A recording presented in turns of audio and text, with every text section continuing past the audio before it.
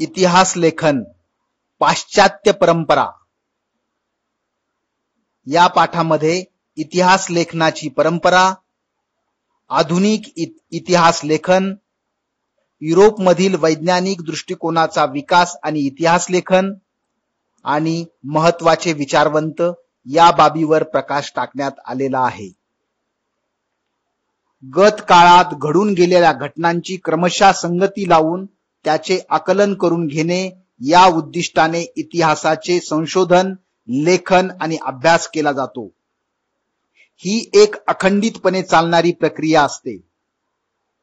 वैज्ञानिक ज्ञानशाखांमध्ये उपलब्ध ज्ञानाची सत्यता पडताळून पाहण्यासाठी प्रायोगिक पद्धती आणि प्रत्यक्ष निरीक्षण यांचा अवलंब केला जातो. या पद्धतीच्या आधारे विविध घटनांच्या संदर्भातील सार्वकालिक आणि सार्वत्रिक नियम मांडणे आणि ते नियम पुन्हा पुन्हा सिद्ध करता येणे शक्य असते. इतिहास संशोधनामध्ये प्रायोगिक पद्धती, प्रत्यक्ष निरीक्षण यांचा अवलंब करणे शक्य नसते, कारण इतिहासातील घटना घडून गेलेल्या असतात. तेव्हा त्यांच्या निरीक्षणासाठी आपण तेथे नसतो व त्या घटनांची पुनरावृत्ती करता येत नाही. तसेच सार्वकालिक आणि सार्वत्रिक नियम मांडणे आणि ते नियम सिद्ध करता येणे शक्य नसते. सर्वप्रथम ऐतिहासिक दस्तऐवज लिहिण्यासाठी ज्या भाषेचा आणि लिपीचा वापर केला गेला असेल त्याचे वाचन करण्यासाठी आणि त्याचा अर्थ समजण्यासाठी ती भाषा आणि लिपी जाणणाऱ्या तज्ञांची आवश्यकता असते.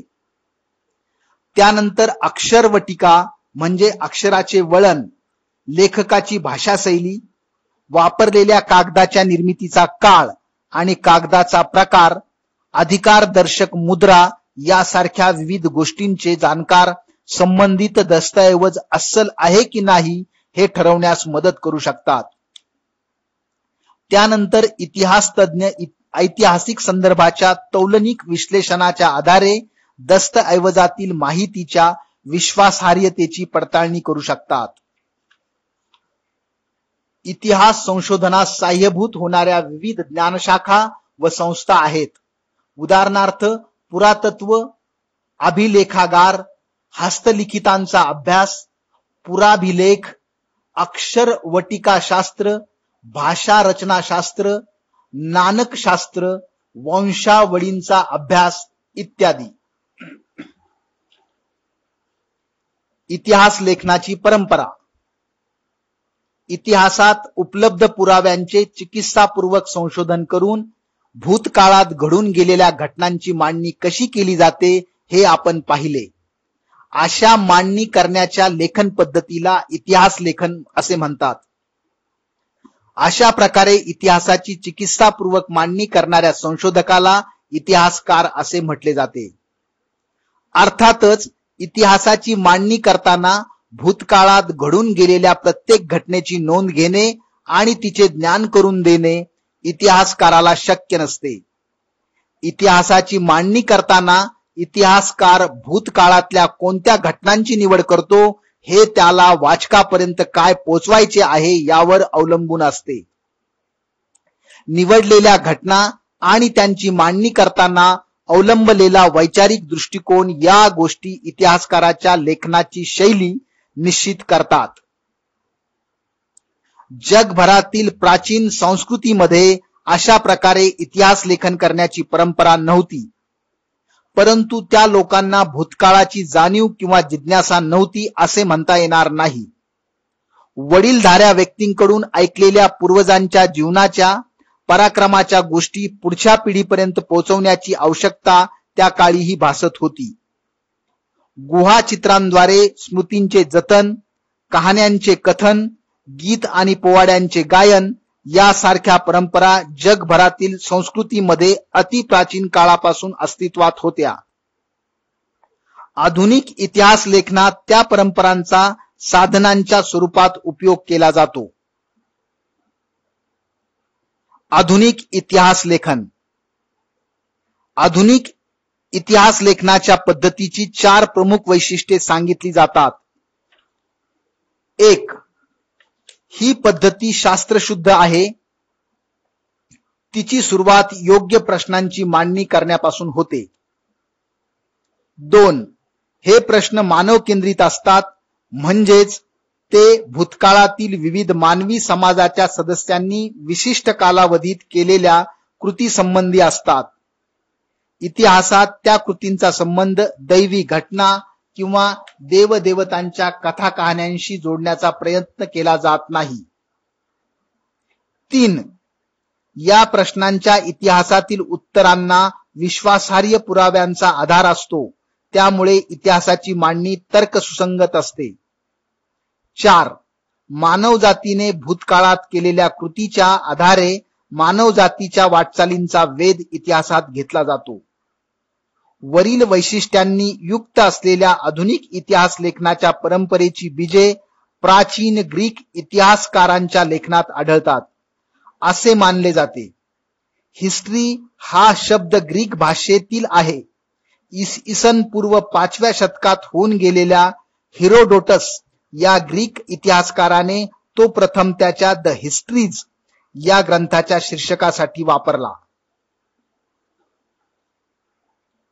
युरोपमधील वैज्ञानिक दृष्टिकोनाचा विकास आणि इतिहास लेखन. इसवी सनाच्या 18व्या शतकाच्या काळापर्यंत युरोपमध्ये तत्वज्ञान आणि विज्ञान या क्षेत्रामध्ये लक्षणीय प्रगती झाली. वैज्ञानिक पद्धतीचा उपयोग करून सामाजिक आणि ऐतिहासिक वास्तवांचाही अभ्यास करता येणे शक्य आहे असा विश्वास विचारवंतांना वाटू लागला होता. पुढील काळात युरोप अमेरिकेमध्ये इतिहास आणि इतिहास लेखन या विषयासंबंधी खूप विचारमंथन झाले. इतिहास लेखनामध्ये वस्तुनिष्ठतेला महत्व येत गेले. 18व्या शतकाच्या आधी युरोपमधील विद्यापीठांमध्ये सर्वत्र ईश्वर विषयक चर्चा आणि तत्संबंधीचे तत्वज्ञान या विषयांनाच अधिक महत्व दिले गेले होते. परंतु हे चित्र हळूहळू बदलू लागले. इसवी सन 1737 मध्ये जर्मनीतील गॉटिंगेन विद्यापीठाची स्थापना झाली.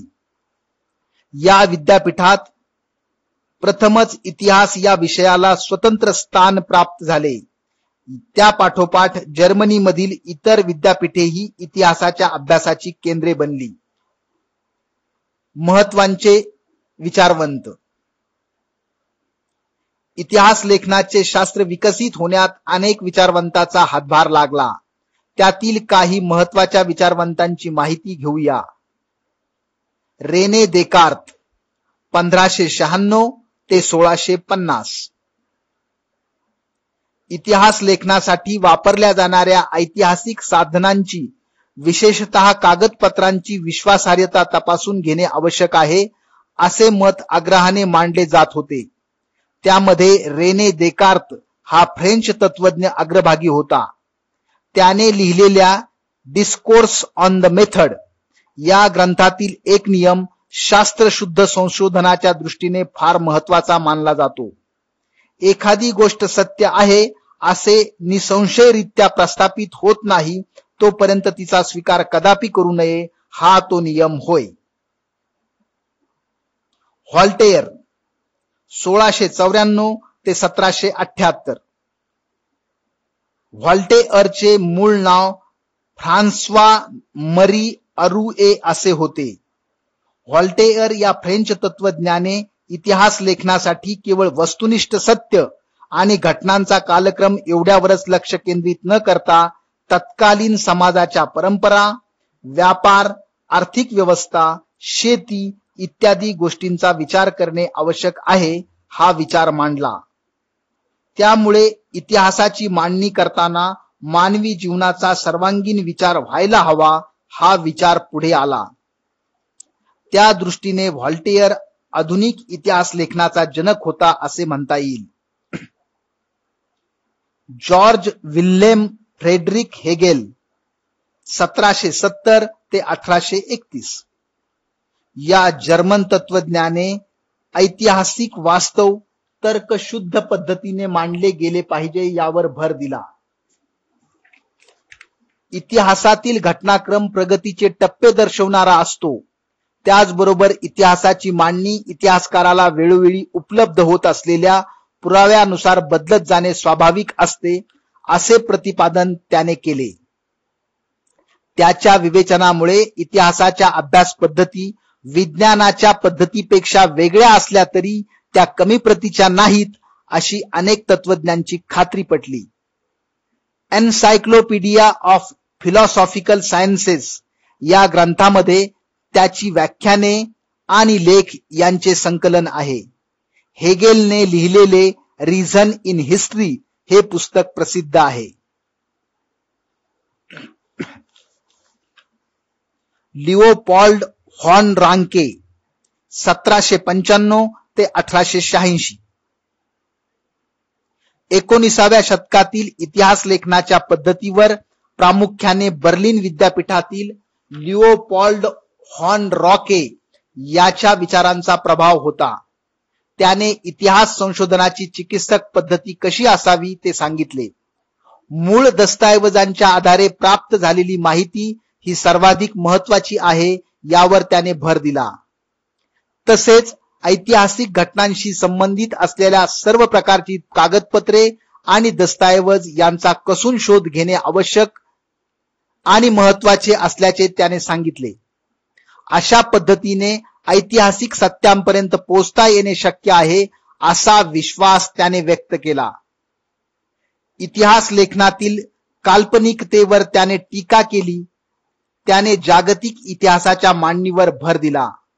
The theory and practice of history आणि the secret of world history या ग्रंथामध्ये त्याच्या विविध लेखांचे संकलन आहे. कार्ल मार्क्स 1818 ते 1883. 19व्या शतकाच्या उत्तरार्धात कार्ल मार्क्स याने मांडलेल्या सिद्धांतामुळे इतिहासाच्या दृष्टिकोनात महत्वाचा बदल घडवून आणणारी वैचारिक प्रणाली अस्तित्वात आली. इतिहास अमूर्त कल्पनांचा नसून जिवंत माणसांचा असतो. माणसामधील नातेसंबंध त्यांच्या मूलभूत गरजा भागवण्यासाठी उपलब्ध असलेल्या उत्पादन साधनांच्या स्वरूपावर व मालकीवर अवलंबून असतात.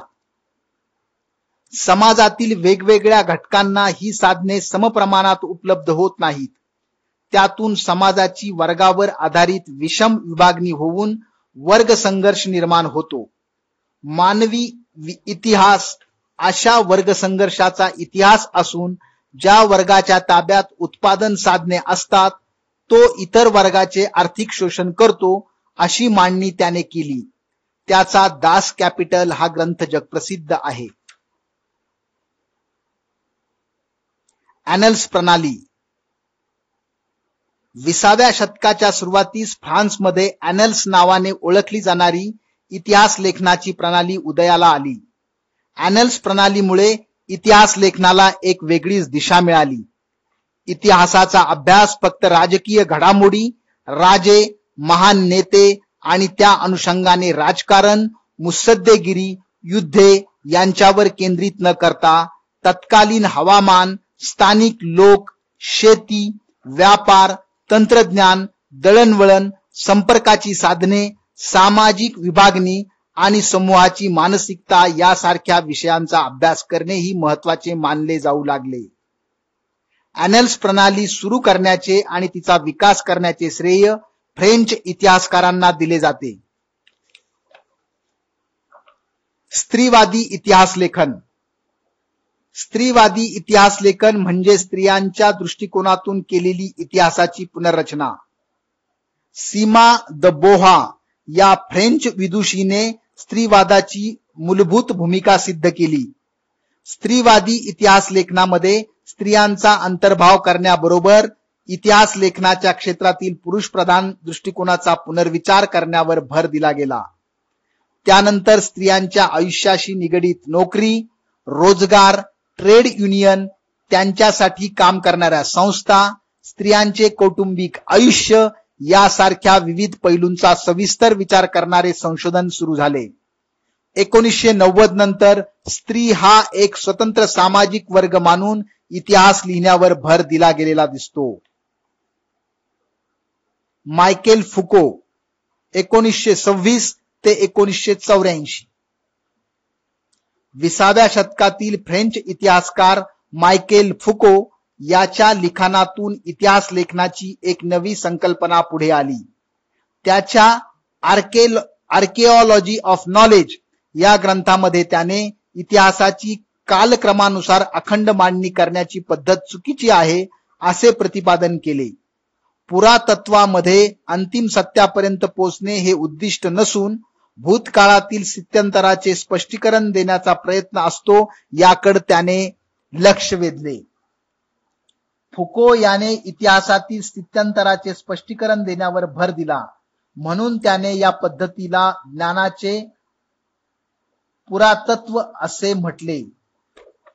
इतिहासकारांनी पूर्वी विचारात न घेतलेल्या मनोविकृती, वैद्यकशास्त्र, तुरुंग व्यवस्था यासारख्या विषयांचा त्याने इतिहासाच्या दृष्टीतून विचार केला.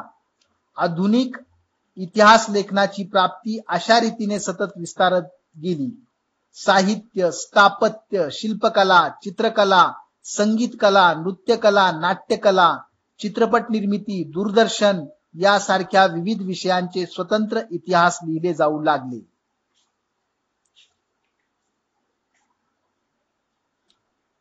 इतिहास संशोधन पद्धती. उपलब्ध ऐतिहासिक माहितीचे संदर्भ तपासणे, ऐतिहासिक माहितीचे संकलन, ऐतिहासिक बदलांना कारणीभूत असणाऱ्या प्रक्रियांचे स्वरूप अधोरेखित करणे, त्यांचे तौलनिक विश्लेषण करणे, विशिष्ट ऐतिहासिक घटनांच्या उपलब्ध माहितीचे स्थलकालात्मक संदर्भ तसेच ऐतिहासिक अभ्यास पद्धतीच्या विविध संकल्पनात्मक चौकटींचे आकलन करून घेणे, ऐतिहासिक संदर्भाशी निगडीत योग्य प्रश्नांची मांडणी करणे, संभाव्य परिकल्पना मांडणे, इतिहासाच्या साधनांचे चिकित्सक संशोधन करणे. माहित आहे का तुम्हाला फ्रान्स येथील लूव्र या संग्रहालयातील सर्वाधिक प्राचीन शिलालेख. या चित्रात हातात ढाल आणि भाला घेतलेल्या सैनिकांची शिस्तबद्ध रांग आणि त्यांचे नेतृत्व करणारे सेनानी दिसत आहेत. ऐतिहासिक घटनांच्या लिखित नोंदी करण्याच्या परंपरेची सुरुवात मेसोपोटेमियातील सुमेर संस्कृतीमध्ये झाली असे सद्य परिस्थितीत म्हणता येईल. सुमेर साम्राज्यात होऊन गेलेले राजे, त्यांच्यामधील संघर्षाच्या कहाण्या यांची वर्णने तात्कालीन शिलालेखामध्ये जतन केलेली आहेत.